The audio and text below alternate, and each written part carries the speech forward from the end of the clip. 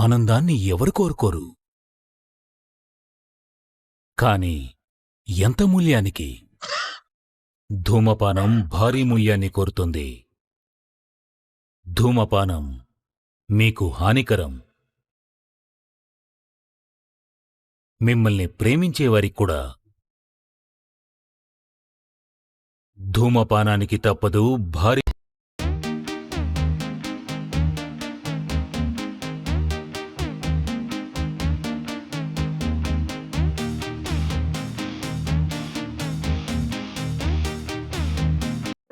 అరే సింహాచలం, తండ్రి ఒక్కడైనా తల్లులు ఇద్దరైనా మనం ఇప్పటికీ ఎంతో అన్యోన్యంగా సీతారామరాజులాగా ఉన్నావురా.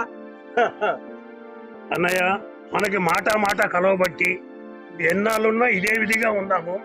మన గొంతులో ప్రాణం ఉన్నంత వరకు మనం కలిసిపోదాము. మనలాగానే మన పిల్లలకు కూడా చెప్పి సాధిద్దాం.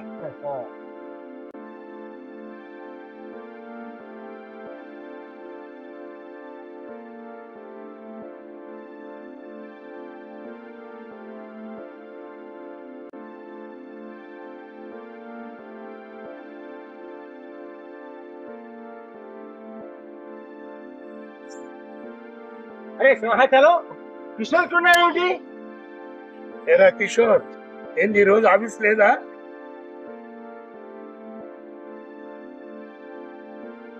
మనసు బాగాలేదు. ఏమైందిరా? ఏమయ్యా?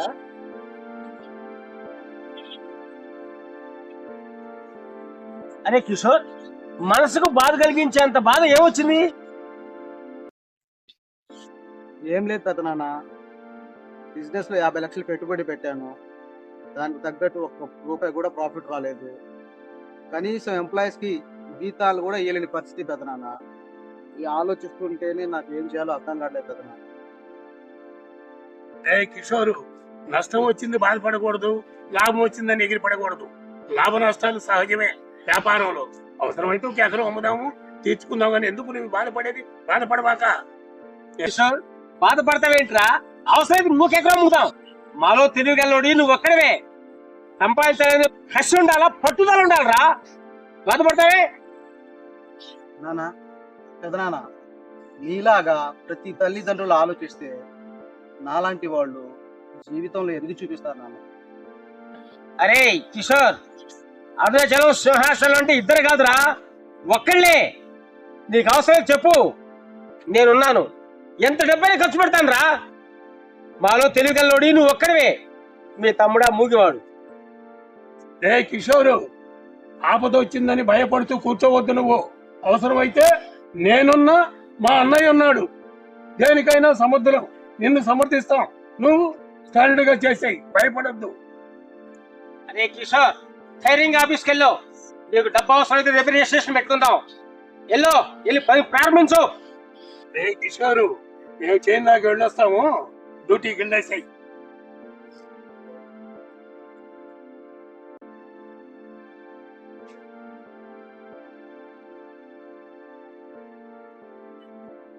మా నాన్న, మా పెద్ద నాన్న వాళ్ళు నా కోసం ఉన్న ఆస్తిని కూడా అమ్మడానికి సిద్ధపడ్డారు. నేను వాళ్ళ కోసం నేను అనుకున్నది సాధించి తీరుతా, సాధించి వాళ్ళ ముందు నిలబడతా. ఇదే నా శపథం.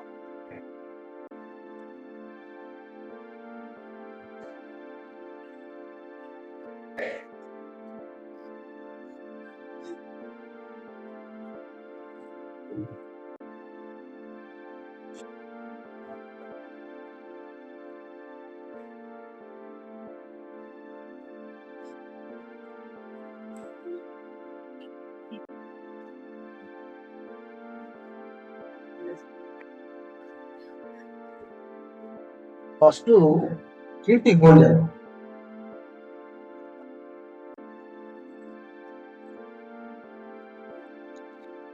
ఈ మేడం గారు ఏ సిచ్యువేషన్ లో ఉన్నారో చేద్దాం.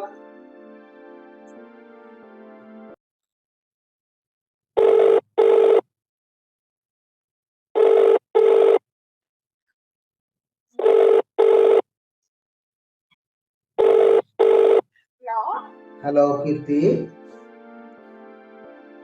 చెప్పండి మాస్టారు. ఏం చేస్తున్నావు? చేయట్లేదు. ఏంటి ఈరోజు? సరే. ఏమైనా కూర్చోవచ్చా? ఏం లేదు కీర్తి, ఈ రోజు నాకు చాలా ఆనందంగా ఉంది కీర్తి. ఎందుకు? ఒక మంచి ప్రాజెక్టు, ₹1,00,00,000 ప్రాజెక్టు మనకే వచ్చింది. మనకి కాదు, మీకు. అదేంది కీర్తి అలా మాట్లాడతావు? ఇంకెలా మాట్లాడాలో చెప్పు మరి. నువ్వు ఒకటి నేను ఒకటా?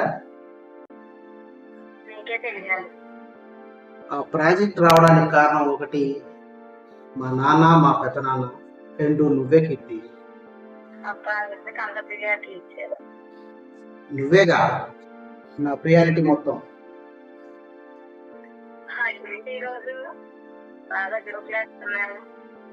జోకులు కాదు కీర్తి. సరే ఉండు కీర్తి, ఒక్క నిమిషం, మళ్ళీ ఫోన్ వస్తుంది, మళ్ళీ చేస్తాను. ప్రియారిటీ నేనే కదా ఫోన్ మాట్లాడేది, తీసుకోవచ్చు. సారీ కీర్తి, మళ్ళీ చేస్తాను, ఓకేనా?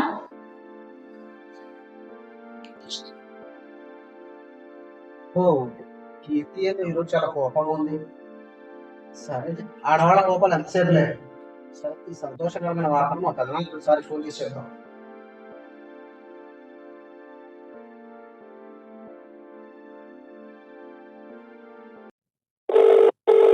హలో పెదనాన్న. బాబు కిషోర్, పెదనాన్న, నువ్వు నాన్న ఆ రోజు నాకు ఇచ్చిన ధైర్యం వల్ల ఈ రోజు నేను ₹1,00,00,000 ప్రాజెక్ట్ దక్కించుకున్నా పెదనాన్న. అలాగా, సంతోషం బాబు. ఆ రోజు నువ్వు నీరసంగా ఉంది, నువ్వు వెనకడిగేసినట్టయితే మేము ఈ భరోసా ఇచ్చేవాళ్ళం కాదు, నువ్వు ₹1,00,00,000 ప్రాజెక్టు దక్కించుకునేవాడి కాదు. నాకు మీ ఇద్దరిదే పెదనాన్న, నువ్వు నాన్నగారు ఉండబట్టి నేను ఈ రోజు ఈ ప్రాజెక్ట్ దక్కించుకున్నా పెదనాన్న. నాకెంతో సంతోషంగా ఉంది. మొదటిసారిగా నీకే ఫోన్ చేశా పెదనాన్న. అలాగా, సరే నాన్నగారికి కూడా ఫోన్ చేయ. సరే పెదనాన్న, ఇప్పుడే చేస్తా పెదనాన్న. అలాగే బాబు. ఓకే.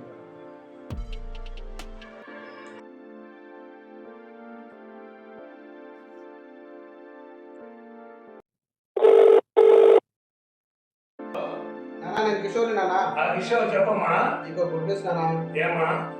నేను ₹1,00,00,000 ప్రాజెక్ట్ దక్కించుకున్నా నాన్న. మంచిదమ్మా. ఆ రోజు పెదనాన్న నేను ఇద్దరం కలిసి నీకు అండగా నిలబడబట్టి ఆ ప్రాజెక్టు నీకు దక్కింది. కాబట్టి ముందు పెదనాన్న గారికి ఫోన్ చేసి చెప్పు, ఆ సంతోషం ఉంటుంది ఆయనకి. సరే నాన్న. ఈ సంతోషకరమైన సమయంలో మా స్టాఫ్ మొత్తానికి ఒక మంచి పార్టీ ఇద్దాం. ఫస్ట్ వెంకట్కి ఫోన్ చేసేద్దాం.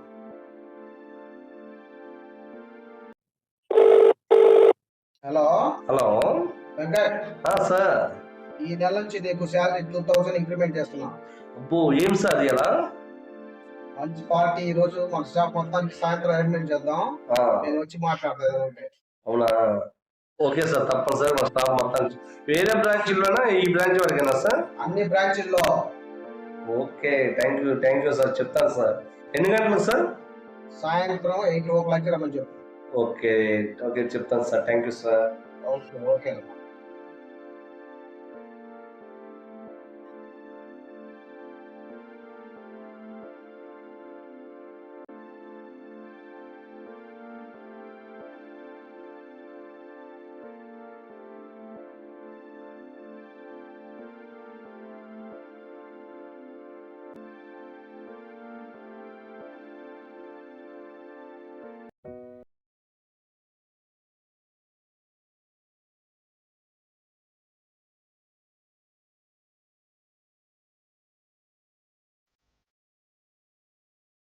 తమ్ముడు, 10 ఎకరాలు పత్తి వేసాం, వాళ్ళ సరిగా లేవు, పంట సరిగా పండక నానా బాధలు పడుతున్నాం.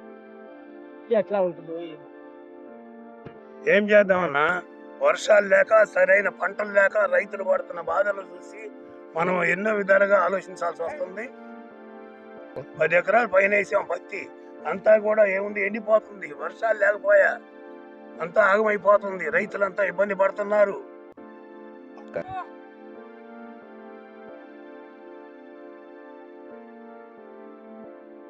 అన్నయ్య, ఇక్కడ 10 ఎకరాలు పత్తి వేసాం, అక్కడ మిరప తోటకు 10 ఎకరాలు వదిలిపెట్టాం, మాగానికైతే ఒక 5 ఎకరాలు వదిలిపెట్టాం. ఆడ నారు పోయటానికేమో ఒడ్లు నానబెట్టి ఉన్నాయి. పైన చూడబోతేనే వర్షాలు లేవు, ఏ పంటలు సరిగా లేవు. ఈ పెట్టుబడులు ఎట్ట పెట్టాలి? పిల్లగాడి కోసం ఎకరం పొలం అమ్మాము, మనం ఏం చేయాలనో అర్థం కావట్లా వర్షాలు లేకపోతే. తమ్ముడు, 10 ఎకరాలు పత్తి వేసాం, పడి మొక్కలు కూడా వేస్తున్నాం, 5 ఎకరాలు కౌలు తీసుకుందాం. ఈ సంవత్సరం పంటలు ఎట్టుండయో ఎట్ట అవుతాయో ఏమో అర్థం కావట్లేదు. వాళ్ళ సరిగా లేవు. ఆ? అంత భగవంతుడు దయ్య. కానీ రైతు కష్టపడతానే ఉంటాడు, ఫలితం ఆ భగవంతుడికి వదిలేయటమే. హలో నానా కిషోర్. నానా టౌన్ లో అపార్ట్మెంట్ తీసుకున్నాను. ఆ, ఇద్దరం ఇక్కడ ఉందాం రా నాన్న. అక్కడ ఒక్కడివి ఎన్నాళ్ళని పొలం పనులు చేసుకుంటూ ఉంటావు? అట్లా ఎట్లమ్మా, ఇప్పుడు 10 ఎకరాలు చేనేసి ఉన్నాము. మా అన్నయ్య నేను ఇంకొక 5 ఎకరాలు ఎక్స్ట్రా తీసుకొని ఉన్నాము. మరి వాళ్ళని వదిలిపెట్టి మనం ఎట్లా పోదాము? నానా నేను చెప్పింది చెయ్యి నాన్న. నువ్వు బట్టలు మొత్తం సర్దుకొని ఉండు. చేస్తే అట్లా నా అవతల మాట పోద్ది పెద్దోడితోటి. నేను వస్తున్నాను, బట్టలు సర్దుకొని ఉండు. సరే, ఏం చెప్పినా వినేటట్లేడు. ఏం చేస్తావు? కిషోర్ ఏదో ఫోన్ చేశాడు, ఏం మాట్లాడుతున్నాడు? ఏమీ లేదు, టౌన్కి వెళ్దాం అంటున్నాడు. మనమేమో పొలం వేసి ఉన్నాము. మరి ఈ పొలంతో ఏం చేయాలి? నిన్ను వదిలిపెట్టి ఎట్ట పోవాలనే నా బాధ. అన్నయ్య, కాశీకి చెప్పాను ఆ చేనికి నీళ్లు పెట్టమని. నీళ్ళు పెట్టా మొక్క ఎండిపోతున్నాయి. ఫోన్ చేసి చెప్తా నేను. సరే, వెనక ముందుగా ముఖాన్ని తీసుకెళ్ళు.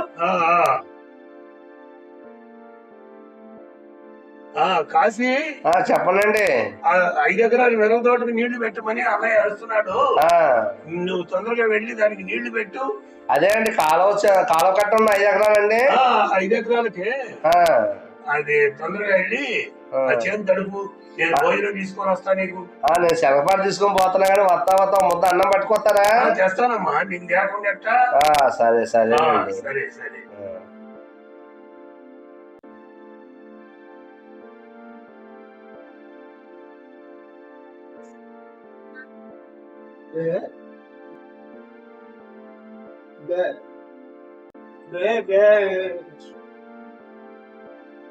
అన్నా, వాడేదో ప్రేమతో మంచిది తెచ్చాడు కదా, నోరు లేనుడు తాగొచ్చుగా. వాడిని ఇబ్బంది పెట్టినందుకు ఏం చేసాను రా అంతా నా తర్వాత. నేను చెప్పేది వాడికి అర్థం కాదు, వాడు చెప్పేది నాకు అర్థం కాదు. నా జాతకం అంతేరా. నా తర్వాత ఎలా రాసి ఉంటే అలా జరుగుద్ది.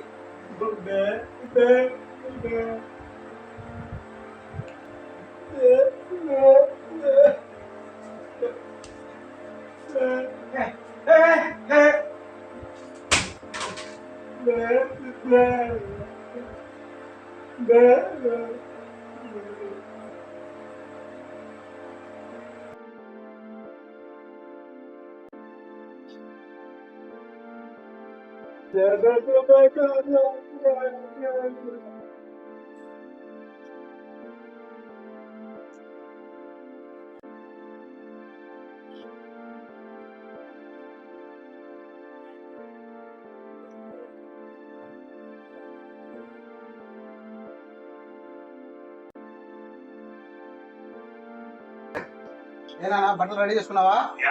నేను చేసేది అవతల 15 ఎకరాల పొలం తీసుకుని ఉన్నాము. ఆయన ఒక్కడేం చేస్తాడు? అటు వాడిని చూడబోతేనే నోరు లేనోడు. ఎట్లా రావాలి? ఏంటి ఎట్లా రావాలా? కోట్ల ఆస్తి సంపాదించా, నువ్వు వచ్చి కూర్చొని తినమంటే ఎట్లా రావాలంటావేంటి?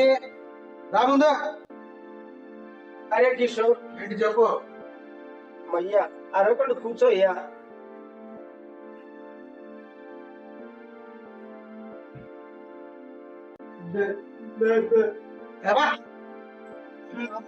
తాగడం ఏంటి? ఎవరా నువ్వు?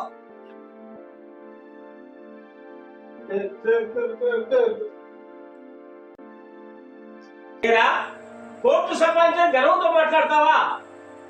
నా తమ్ముడు పొలం నా పొలం అమ్మితే కదరా ఆ ప్రాజెక్టు నిలబెట్టుకొని కోర్టు సంపాదించింది. ఈ రోజు నోరు లేనోడు మంచి నీళ్ళు ఇస్తే బాగా ఇష్టపడతావా? అంత లెక్కలేదురా. నీకు సంబంధం లేదు. మా నాన్నతో నేను మాట్లాడుకోవడానికి వచ్చాను. నువ్వెందుకు మాట్లాడుతున్నావు? ఏమిరా, ఈ రోజు కోట్లు సంపాదించాలని మా అన్నని ఆ విధంగా మాట్లాడతావా? ఆ రోజున మేమిద్దరం కలిసి పొలంలో డబ్బులు ఇచ్చి పంపిస్తేనే కదా నువ్వు ఈ స్థాయికి రాగలిగింది. నానా, మీ అన్నయ్యని వదిలిపెట్టి నువ్వు రానంటావు అంతేనా? సరే ఉండు, మీ అన్నదమ్ములు ఎన్నాళ్ళు కలిసి ఉంటారో అది చూస్తా.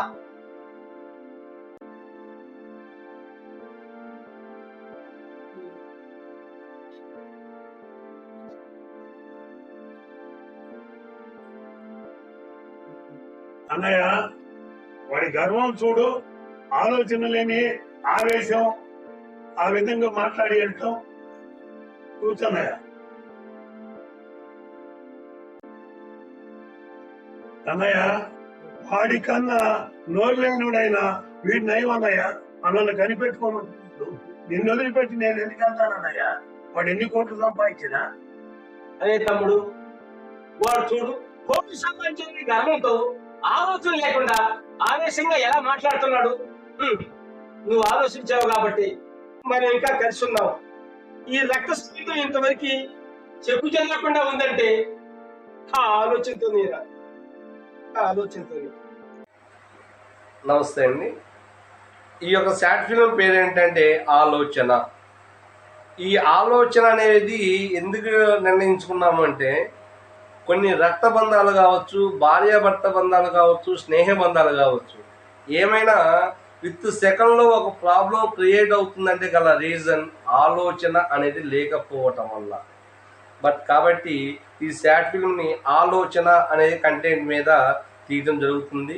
మీరు దయచేసి తప్పనిసరిగా ఈ యొక్క షార్ట్ ఫిల్మ్ని చూసి మీ యొక్క అభిప్రాయాన్ని తెలియజేస్తారని, అదేవిధంగా దీనిలో ఎటువంటి తప్పు ఒప్పులు ఉన్నా కానీ వాటిని మాకు తెలియజేస్తారని చెప్పేసి కామెంట్ రూపంలో కోరుకుంటున్నాను. Thank you. Please subscribe Durga TV మహా ఛానల్.